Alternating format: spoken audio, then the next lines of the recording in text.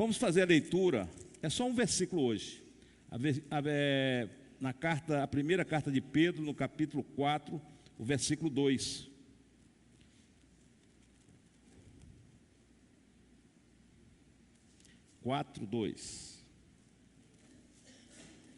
Para que no tempo que lhe resta, não viva mais para satisfazer os maus desejos humanos, mas sim para fazer a vontade de Deus. É um versículo assim meio estranho, né? Mas a gente vai dar o contexto aqui, a gente vai poder entender o que é que Pedro está escrevendo aqui, por que é que Pedro colocou esse versículo, né?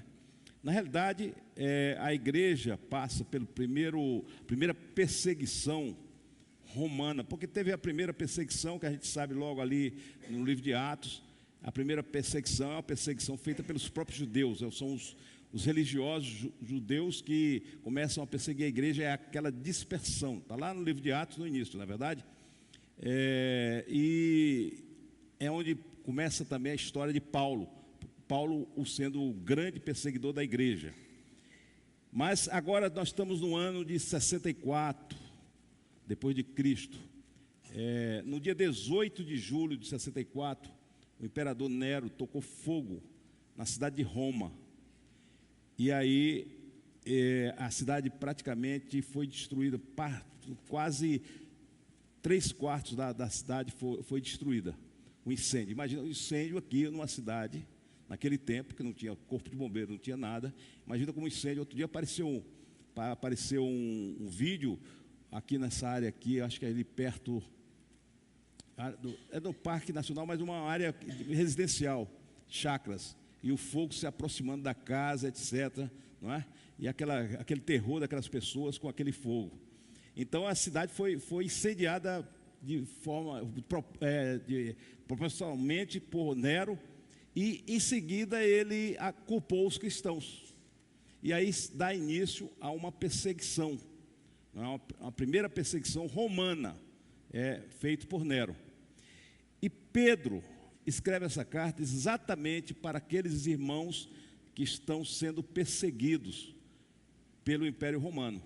É uma perseguição, e Pedro vem e escreve a carta no sentido de motivar, de incentivar, de dar consciência àquelas igrejas que mantenham-se na fé. E Pedro, nessa primeira carta, é uma carta extremamente prática. Se você pegar a segunda carta, já é uma carta mais teológica. Mas a primeira carta é uma carta extremamente prática, onde Pedro fala de relacionamento, recomenda que amem uns aos outros, e fala da igreja, né? E define determinadas coisas na vida de cada um que façam boas obras para que aqueles que estão perseguindo, ou aqueles que não são da igreja, glorifiquem a Deus. Então é uma carta mais de recomendação. E é isso que Pedro faz. E eu queria falar sobre essa carta um pouquinho, não é? Só quais são os 4 propósitos de Pedro, quais são as 4 consciências que Pedro quer dar para a igreja, não é? É por isso que no versículo 4, 2 é assim: para que no tempo que lhe resta, não viva mais para satisfazer os maus desejos humanos, mas sim para fazer a vontade de Deus. Ele está dizendo: vocês que estão sendo perseguidos, continuem fazendo, se preocupem em fazer a vontade de Deus. Não lutem contra o sistema, não vão brigar, mas se submetam à vontade de Deus. E ele, nessa carta, ele vai trazer 4 consciências que eu vou compartilhar com os irmãos aqui nesta noite, porque fala também para nós. Claro que hoje a igreja, nós no Brasil não estamos sendo perseguidos, mas assim, a igreja, de uma forma ou de outra, ela sofre pelos 2 lados, né, pelos 2 extremos. Ou quando a igreja está sendo perseguida, ou quando a igreja está num bem-estar muito bom. A igreja, ou qualquer um de nós, e o povo judeu também era assim, se acomoda, e nós nos acomodamos e passamos a viver as nossas vidas naturalmente, sem nos preocuparmos. Então são os 2 perigos para a igreja. O primeiro é a igreja que se acomoda. E hoje a gente vê isso, a igreja, graças a Deus, nós não temos perseguições, não temos nada, mas assim a gente vê um certo uma certa, claro que não é a nossa igreja aqui, mas uma certa acomodação das pessoas em relação a Deus, em relação à fé, em relação à comunhão, em relação ao viver como igreja, né? A gente vê isto, e Jesus, ele fala muito disso, porque ele diz que no momento que ele estiver para voltar, será como os dias de Noé. E o que acontecia nos dias de Noé? As pessoas viviam suas vidas, casavam, se davam de casamento, compravam, vendiam, e assim cada um ia vivendo sua vidinha, não é isso?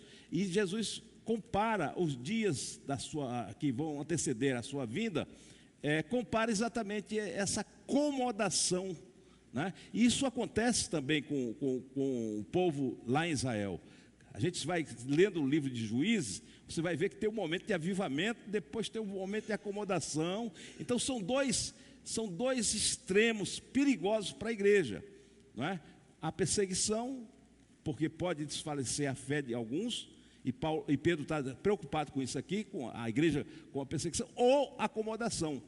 Em particular, eu vejo que é muito mais maléfico para a igreja a situação do bem-estar da igreja, a acomodação da igreja, quando nós nos esquecemos de qual é o nosso papel.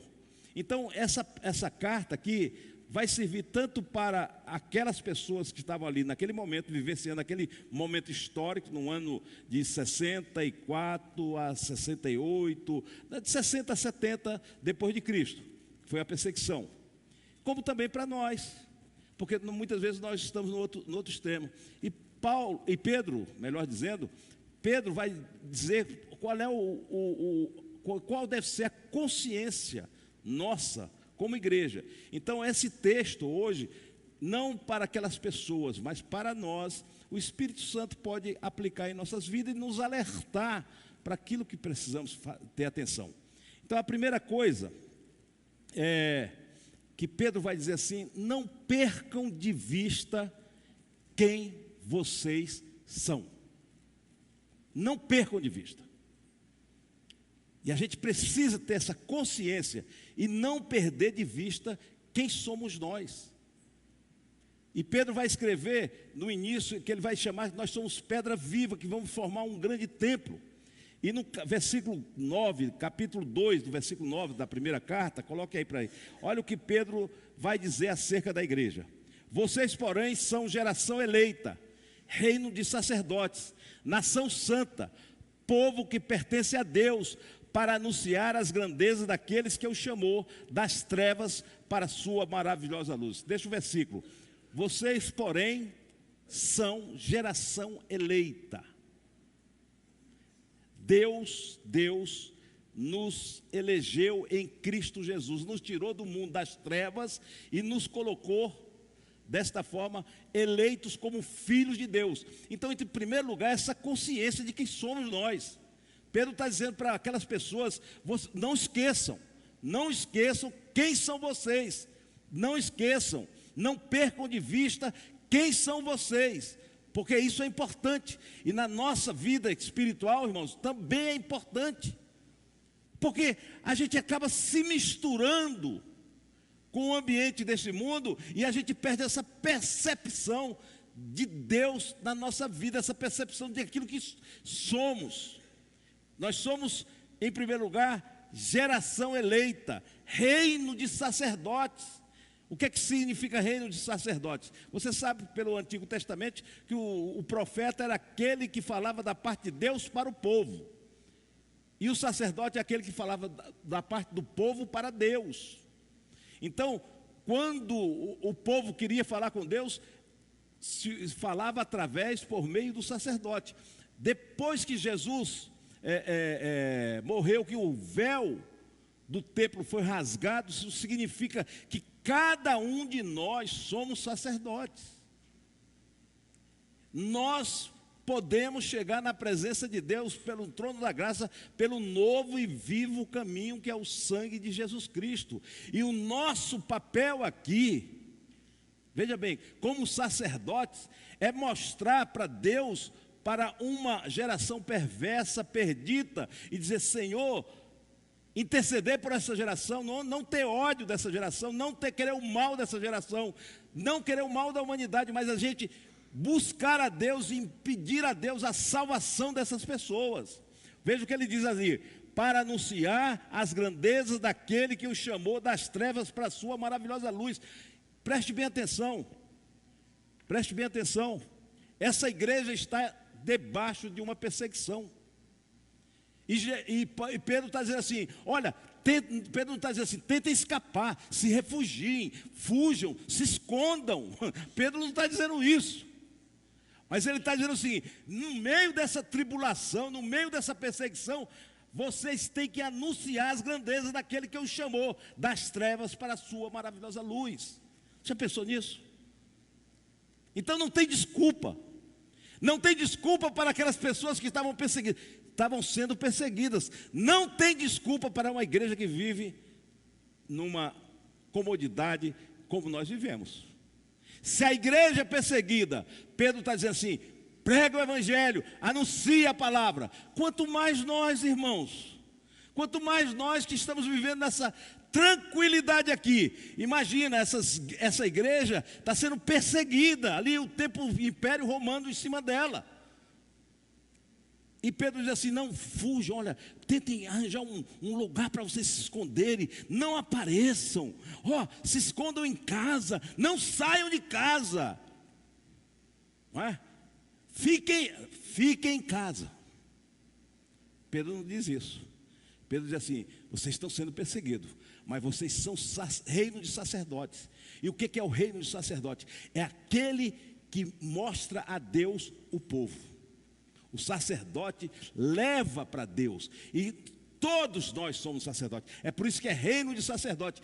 Não há um sacerdote, eu não sou o sacerdote de vocês, eu não posso ser o mediador de vocês diante do Senhor. Não sou, eu sou mediador de mim mesmo, você é mediador de você mesmo. Você pode entrar no trono da graça, você pode chegar diante do Senhor, buscar o Senhor, você pode adorar o Senhor, você mesmo. Você não precisa de intermediários. Não precisamos de intermediários. Nós somos reinos de sacerdotes. Então, nação santa. Por que nação santa? Porque nós somos um povo que fomos separados para Deus. Nós fomos separados para Deus. A ideia de santo, a gente tem muitas vezes distorcido que santo é ser santarrão. Aquela, não pode isso, não pode aquilo, não faz aquilo, não faz. Não, essa consciência que Deus nos separou como nação, como pessoas. Nós fomos inseridos nesta nação santa que Deus criou. Assim como havia a nação de Israel, agora Deus lida com a nação santa, que é a igreja. Somos nós. E nós fomos separados para Deus, para fazer o quê? Versículo 2 do capítulo 4. Nós fomos separados para fazer a vontade de Deus. Sabe de uma coisa? Essa é uma consciência que a gente precisa ter. Você não está aqui para construir casa, para fazer isso, fazer aquilo, patrimônio. Nada, você está aqui para fazer a vontade de Deus. E enquanto você não entender isso, sua vida vai ser uma vida fútil, vai ser uma vida infeliz, uma vida sem propósito. Enquanto nós não entendermos isso. Isso não significa que eu vou jogar tudo fora e agora eu vou viver como uma pessoa que não tem nada, não quero nada, fazer voto de pobreza. Não é isso que eu estou falando. Eu estou dizendo que a sua prioridade deve ser Deus na sua vida. Deu para entender isso? Então a primeira coisa que Pedro está dizendo assim: não percam de vista quem vocês são. Não perca, não perca. A segunda coisa que Pedro vai dizer é que a casa de vocês não é aqui. Portanto, não se prendam a nada. Veja o que diz o versículo 11 do capítulo 2. Amados, insisto em que, como estrangeiros e peregrinos no mundo, vocês se abstenham dos desejos carnais que guerreiam contra a alma. O que é que Pedro está dizendo? Vocês são o quê? Estrangeiros e o quê? Peregrinos.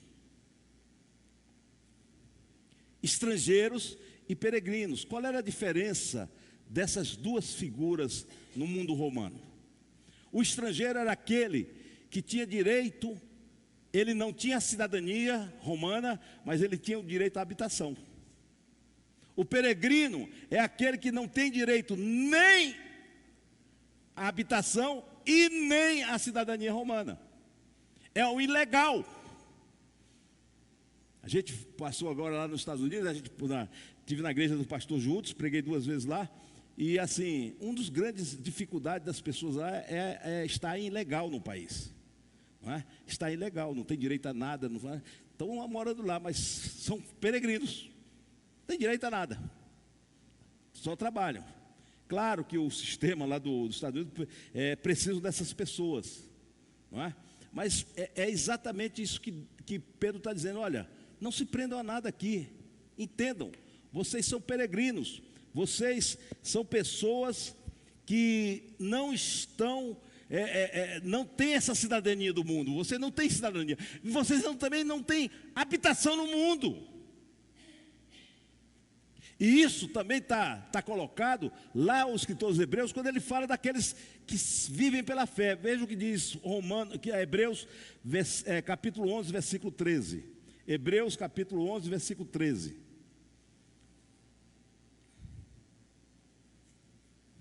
Todos esses morreram na fé.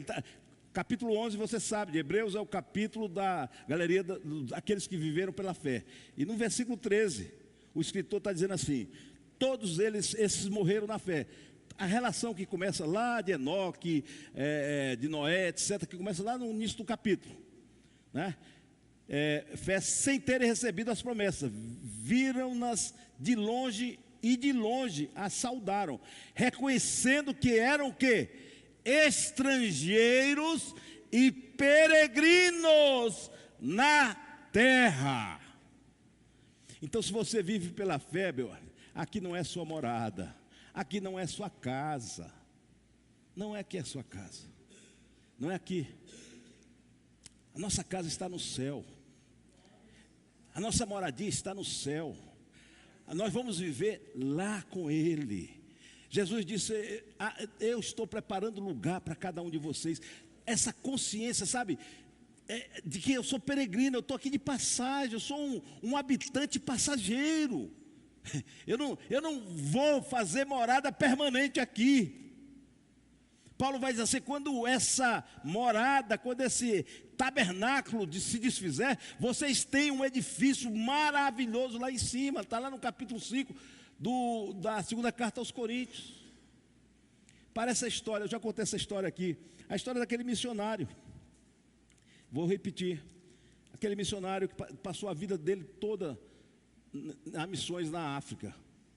E quando ele voltou, já de certa idade, já idoso, ele vinha num navio naquela época, e ele voltando para a sua terra de origem, e ele preocupado, conversando com a esposa, disse: olha, nós passamos nossa vida toda pregando o evangelho na África, e agora nós estamos voltando para casa, e nós vamos para casa, e com certeza nós vamos ser recebidos com muita festa. Vai estar um povo lá todo para nos receber, fazer a festa e agradecer. E qual foi a decepção dele? Que quando chegou, o navio foi aportando, e quando o navio aportando, não tinha ninguém. E ele teve aquele sentimento de decepção, de frustração, e aquilo lhe magoou muito o coração. E ele chegou em casa e disse para a esposa: eu vou sair. Ela disse: você vai fazer o quê? Ele disse: eu vou falar com Deus, porque meu coração está partido. E ele saiu de casa. 3 horas depois ele chegou, e chegou alegre.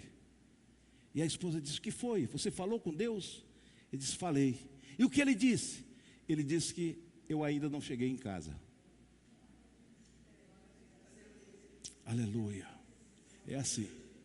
Eu não cheguei em casa ainda. Nós não chegamos em casa ainda, irmãos. Nós estamos como o filho pródigo voltando para casa.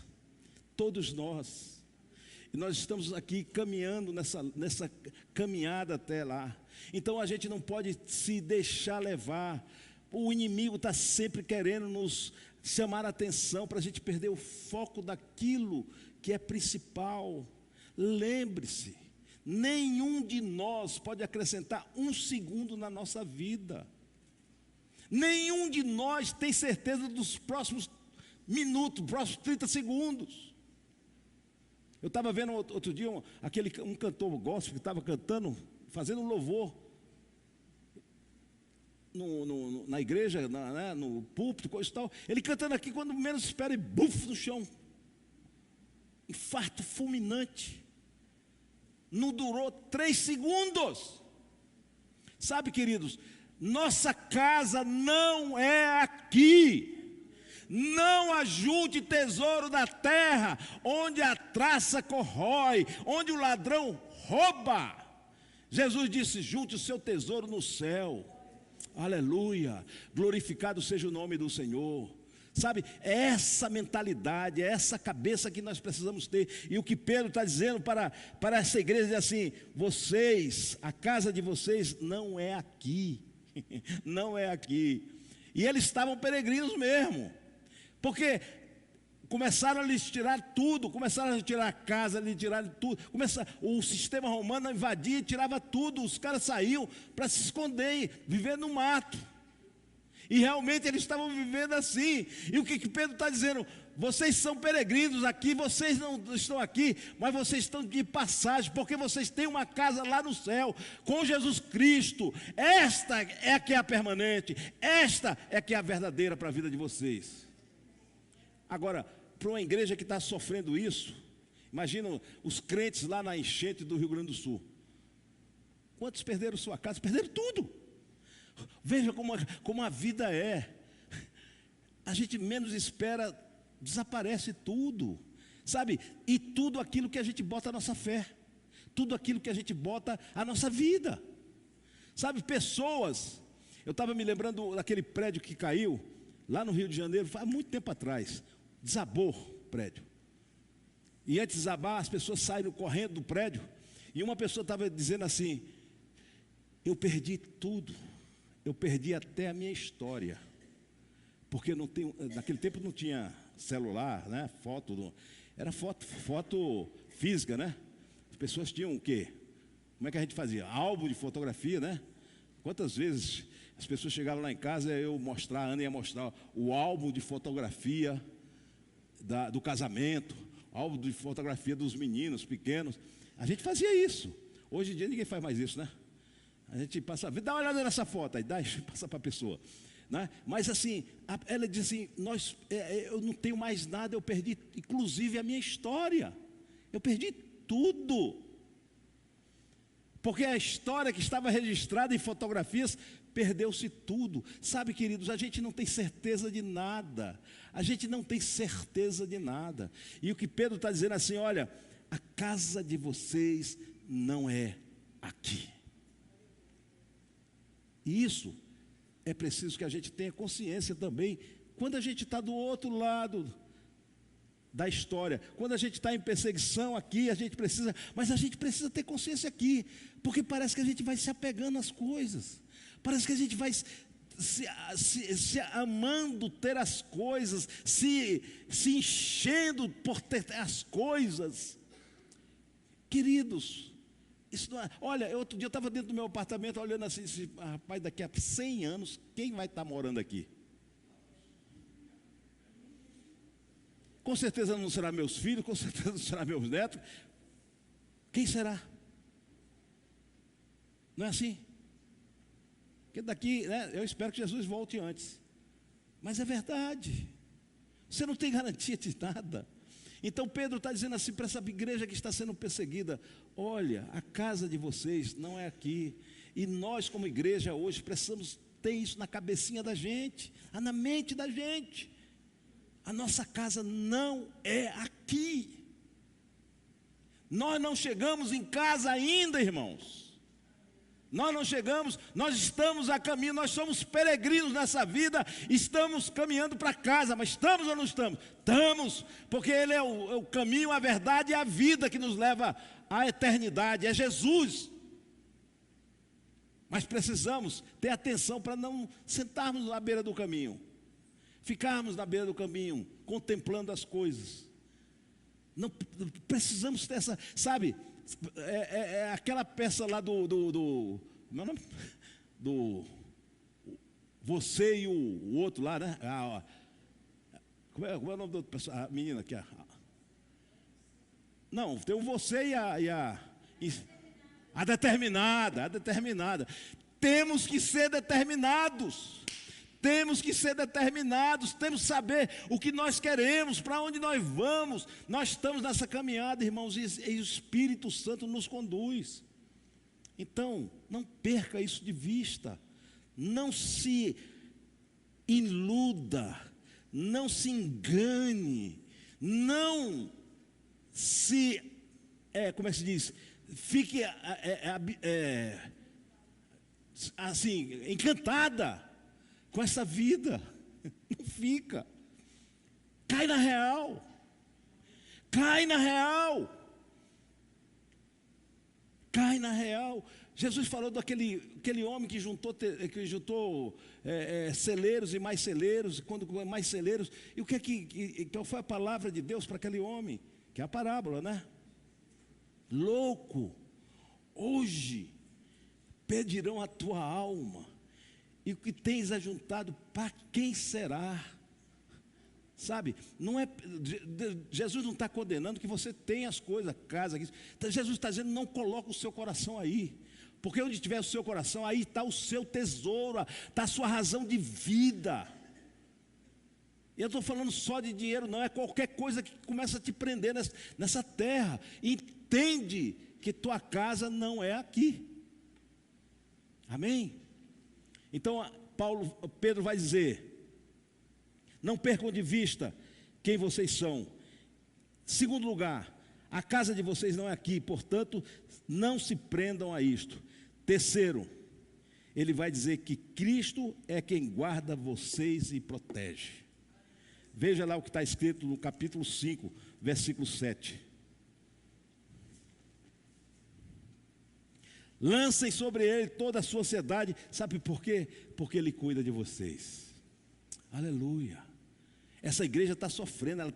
Pessoal, imagina a ansiedade. Você está ali a qualquer momento. A Polícia Federal pode bater na sua porta. A Polícia Federal Romana pode bater na sua porta. A qualquer momento. E lhe arrastar. Lhe tirar tudo que você tem e lhe matar. Lhe condenar. Você imagina o nível de ansiedade dessas pessoas. Você diz, não era tranquilo não. Não era tranquilo, era tanto assim, que havia ansiedade. Ou não havia? Será que hoje eu vou sobreviver? Será que hoje meu filho vai sobreviver? Será que a minha esposa vai sobreviver? Como é que será a minha família? Imagina essa ansiedade no coração daquelas pessoas. E o que é que Pedro vai dizer? Pedro não está negando que haja ansiedade, de forma alguma. Ansiedade é um sentimento nosso, é uma preocupação. Mas Pedro está dizendo assim: não se deixa dominar por essa ansiedade. Sabe por quê? Porque você lança sobre ele e ele cuida de você. Sabe? Isso fala para o nosso coração. Quantas vezes nós estamos ansiosos neste mundo? Porque viveis ansiosos por tantas coisas. Não é o Pai do céu que cuida de você? Ele não cuida das plantinhas, não cuida das aves, e não vai cuidar de você, que é muito mais importante para Ele? Apesar de que hoje nós fazemos o contrário. O cachorrinho é mais importante que uma criança, não é? Hoje o gatinho é mais importante do que a criança.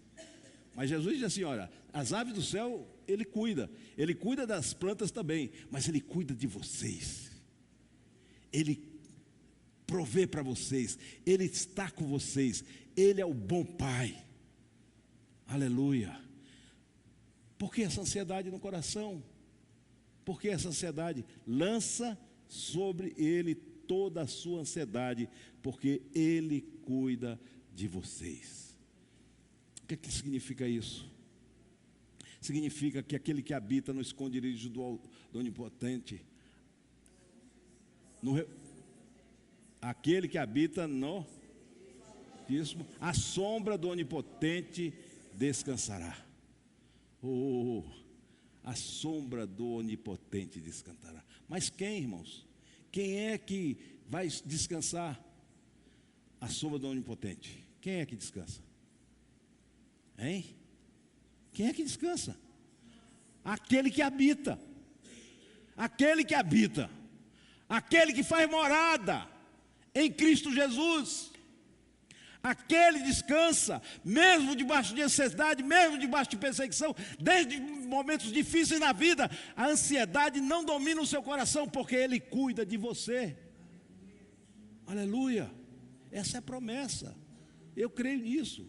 Eu sei quem tem crido, sei que é poderoso para guardar o meu depósito até aquele dia. Oh, aleluia, essa é a fé.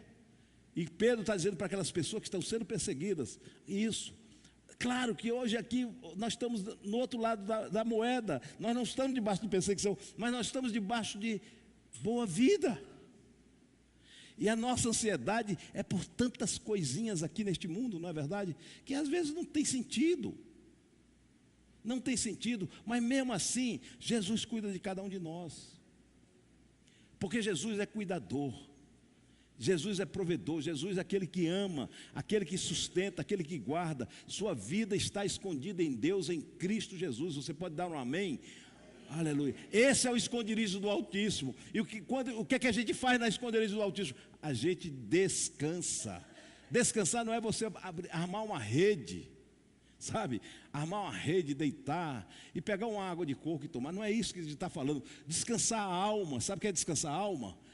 É a convicção de que Deus é soberano na sua vida, é a convicção que Deus cuida de você, é a convicção que todas as coisas contribuem para o bem daqueles que amam, a fim de que a imagem de Cristo seja formada na sua vida.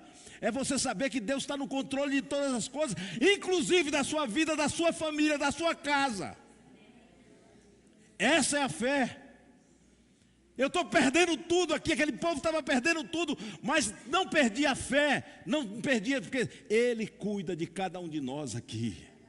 Oh, aleluia. Sabe, e muitas vezes o cuidar de Jesus não é o cuidar de te livrar dos problemas. Não é. Você pensa assim, vai me livrar, eu não vou sofrer, não. Sabe, cuidar de você é Jesus entrar na fornalha ardente com você. É estar com você naquele momento. É você saber que Ele não te abandonou, mas Ele está ao teu lado. Oh, aleluia. Sabe, aqueles jovens foram lançados na fornalha ardente, não foram libertos da fornalha ardente.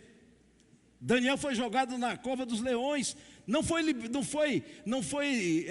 tirado, não foi, como é que se diz, foi liberto da cova dos leões, mas Deus estava com ele naqueles momentos. E a melhor coisa é você saber que Deus está com você. Você pode glorificar o nome do Senhor? E é exatamente a última coisa que Pedro vai dizer: resistam bravamente, porque Deus é com vocês e vocês terão vitórias. Veja o que diz o versículo 10 do capítulo 5. O Deus de toda graça, que os chamou para a sua glória eterna em Cristo Jesus, depois de vocês terem sofrido por pouco tempo, bote o resto, os restaurará, os confirmará, os fortalecerá e os porá sobre firmes alicerces. Oh, aleluia, glorificado seja o nome do Senhor. Aquela igreja estava sendo perseguida, sacudida, ansiosa, mas tinha promessa de Deus na vida dela, tinha promessa. Deus está com você e Ele vai te colocar no lugar seguro, Ele vai te colocar na rocha. Você pensa que está afundando, mas você não está afundando. Sabe, essa é a certeza de Paulo, quando entra naquele barco que vai para Malta, e que há uma tempestade e o barco começa a afundar. E Paulo tem a certeza, diz assim: ninguém aqui vai se perder, porque Deus falou comigo. Em contrapartida, Jonas é aquele que é a dor de cabeça dentro do barco, não é verdade? O Jonas teve que ser jogado para fora do barco. Por quê? Por que ele foi jogado para fora do barco? Porque ele fugiu da vontade de Deus. Ele não quis cumprir a vontade de Deus, mas Paulo sabia, eu sei em quem tenho crido, eu sei, Ele é poderoso, e Deus vai fazer, apesar de qualquer circunstância, Deus vai fazer na minha vida. Às vezes, irmãos, nós precisamos perder os barcos, ou não? A gente anda por fé, não é pelas coisas. Às vezes Deus vai, a gente entra numa dificuldade, num problema, naquele negócio, a gente não sabe o que está acontecendo, mas Deus está no controle. Você tem que ter essa confiança, essa certeza absoluta que Deus está no controle da sua vida. É isso que Pedro está dizendo. Olha, o negócio está feio, a perseguição é grande, vocês estão com ansiedade, mas Jesus está cuidando de vocês. Mas tem mais uma coisa, Jesus não está só cuidando, mas Ele vai pegar vocês e vai colocar no lugar seguro. Sabe, o que vocês estão perdendo aqui, não tem o que comparar. Paulo vai assim, essa nossa leve e momentânea tribulação não pode ser comparada àquilo que Deus tem para cada um de nós. A gente se desespera muitas vezes porque perde uma coisinha. Eu perdi isso, aí desespera, angústia, não deu certo o meu negócio, não deu certo aquilo, não sei o quê. Aí você entra em desespero, é isso que o diabo quer. Confia, entrega o teu caminho ao Senhor, confia nele, Ele tudo fará. Eu não sei o que você está passando, mas é o mesmo Deus que estava ali com aquela igreja. Ele é o mesmo ontem, hoje e para sempre. E Ele está com você nesta noite. Oh, aleluia. Deus quer, pastor, você não sabe, minha família está se dissolvendo. Não, meu querido, vamos lá, Deus está aqui, confia nele, ore, apresente, não deixe de fazer a vontade de Deus, não perca. Sabe, a coisa que o diabo quer é que cada um de nós saiamos da vontade de Deus. É por isso que 4:2 Pedro vai dizer, para que no tempo que lhe resta, não viva mais para satisfazer os maus desejos humanos, mas sim para fazer a vontade de Deus. O papel do inimigo é transformar uma igreja inoperante. O papel do inimigo é trazer uma igreja sem esperança. O papel do inimigo é tornar a igreja fraca. Nós cantamos um hino aqui, eu estava chegando, cantamos um hino sobre a igreja, como é que diz? Como é que diz? Canta aqui comigo, vem. Vem cá. Vamos cantar junto, vamos. Vem. Vamos aqui. Aleluia, me ajudem.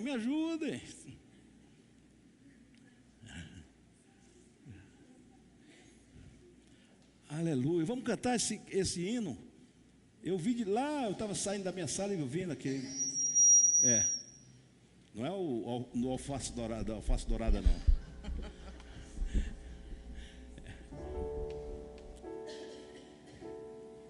Pressionados, mas não abandonados, perplexos, mas não desesperados, estamos de pé. Aleluia! Fica de pé, irmão. Vamos louvar o Senhor. Perseguidos, mas não abandonados, abatidos, mas não destruídos, estamos de pé. Não caminhamos pelo que vemos,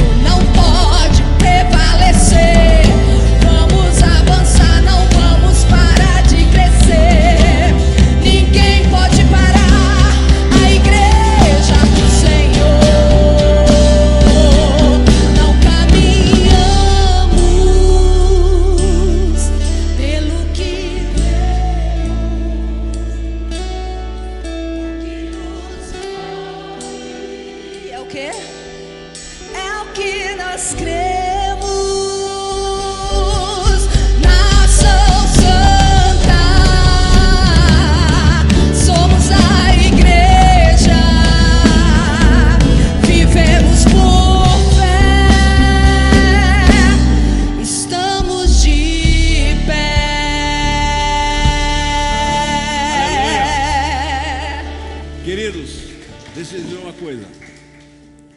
A única coisa que pode parar a igreja, sabe quem é? Somos nós mesmos.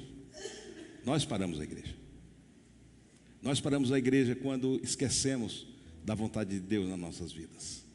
Nós paramos da igreja quando pensamos que a nossa casa é aqui. Nós paramos a igreja quando esquecemos daquilo que somos, nação santa, povo escolhido de Deus, reino de sacerdote. Nós paramos a igreja quando não confiamos em Jesus e confiamos em nós mesmos. Você vê que tudo que veio de fora para atingir a igreja, nada parou a igreja. Nada. E o inimigo aprendeu com isso. Ele disse: o Coliseu não parou, a Roma não parou a igreja, mas o inimigo disse assim: eu vou atacar agora de forma diferente. Eu não vou atacar de fora para dentro, eu vou atacar de dentro para fora. E esse é um ataque letal. É o desânimo da alma, é a falta de consciência daquilo que nós somos. É quando perdemos o sentido e o propósito para que fomos chamados. Quando achamos que a nossa vida se resume a isso aqui, somente. Quando damos mais importância é aquilo que nos cerca materialmente, daquilo que é a riqueza maior. Porque Paulo vai dizer assim: nós somos abençoados com toda sorte de bênçãos espirituais nos lugares celestiais em Cristo Jesus. E a gente pensa e faz o versículo que diz assim: nós somos abençoados com toda sorte de bênçãos materiais nos lugares aqui na terra. Mas não somos. Nós estamos lá nos lugares celestiais. Então não vamos parar a igreja, irmão. Vamos colocar no nosso coração, vamos buscar a Deus, vamos fazer acontecer o reino de Deus. Nós somos chamados, a nossa geração, cada um de nós aqui. Eu estou passando, completo 70 anos aqui agora esse ano. Não sei, hoje eu estava conversando, quando a gente veio da casa lá do hospital, conversando com o Ismael, ele disse: se o cara chegar a 80, já chega legal. Mas é realidade, irmãos. Olha o que eu posso fazer. Daqui a 50 anos eu vou. Não tem 50 anos para mim, não tem mais. Eu tenho hoje. Hoje que Deus está te dando. É hoje que Deus está colocando na tua vida. Este é o tempo que Deus está te colocando. Aí eu sei que tenho hoje. Hoje eu tenho. Eu não tenho daqui a 10 anos, 20 anos, não sei. Mas eu tenho hoje. E nós estamos aqui para fazer o sacerdócio. Bota só o versículo 9 da 2:9, só para terminar. Leiam comigo. Depois pertence a Deus. Lê o resto para mim.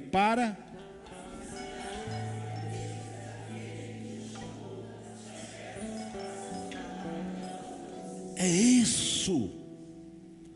Igreja que está levando o evangelho, que está lutando lá fora, não briga, irmãos. Não tem mimimi, não tem choro, não tem reclamação. Nós precisamos estar na luta. Onde foi que Davi caiu? Quando estava passeando no terraço. Se ele estivesse lá na frente de batalha, ele não teria caído. Sabe quando a gente cai? Quando a gente está aqui no terraço. Quando a gente não vai para a batalha. E é isso que é o nosso desafio como igreja. Vamos lá, pessoal.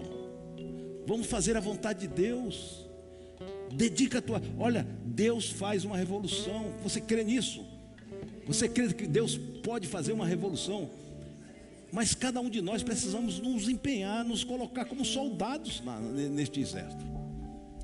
E eu quero me colocar como soldado. Se você quer se colocar aqui também, eu não quero, não estou ministrando essa palavra para lhe desanimar de forma alguma, para lhe julgar, para lhe condenar de forma alguma. O Espírito Santo está nos alertando, começar por mim, de aquilo que precisamos fazer, o sentido da vida, qual é o nosso sentido como cristão, qual é o sentido. Igreja, amanhã você pode estar morto, mas anuncia o Evangelho, anuncia a palavra de Deus, salva vidas. Está sendo perseguida? Salva vidas. Amém?